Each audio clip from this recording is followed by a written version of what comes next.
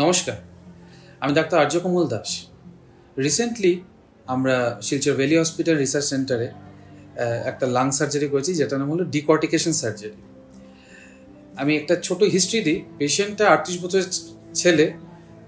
অনেক দিন থেকে ওর বাঁদিকে লাংসের মধ্যে প্রবলেম ছিল, লাংসে ইনফেকশন হচ্ছিল, যে কারণে অনেক মাল্টিপল ট্রিটমেন্টও নিয়েছে, কিন্তু তাতেই তার ইনফেকশনটা ছাড়ছিল না। তখন আমার কাছে ও আসে। তারপরে আমি সিটি স্ক্যান আমরা করে দেখি যে ওর বাঁদিকের লাংটা পুরো চুপসে আছিল, চারিদিকে এক ধরনের মোটা পর্দা জমে আছিল, যে কারণে ভালো করে শ্বাস নিতে পারছিল না। ইভেন রাত্রিবেলা কাশি হচ্ছিল। আমি সাসপেক্টও করেছিলাম টিউবারকুলোসিস হতে পারে। আর এটাও দেখছিলাম যে ওর বাঁদিকে ঘাটটা এরকম বেঁকে আছিল, শ্বাস নেওয়ার জন্য অনেক চেষ্টা করছিল সে।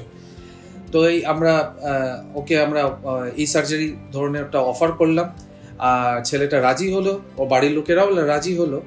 আর আমি অসংখ্য ধন্যবাদ জানাই আমি ভ্যালি হসপিটাল রিসার্চ সেন্টার আমাকে এই প্রভিশনসটা দেওয়ার জন্য, কি লাং কেয়ারটা কেমন করে এগিয়ে যাওয়া।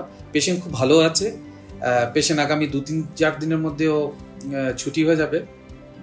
আর আমরা সবাইকে ধন্যবাদ জানাই।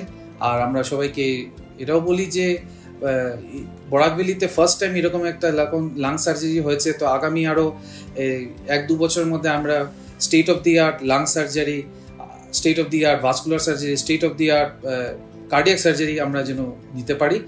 আর এটাই আমাদের চেষ্টা রইল যে লাং কেয়ার, স্পেশালি লাং কেয়ারটাকে আমরা যতটুকু পারি আরও নতুন অ্যাডভান্স টেকনোলজি দিয়ে আমরা ছোট কেটে মিনিমাল অ্যাক্সেস সার্জারি এইসব দিকে আমরা এগোতে পারি।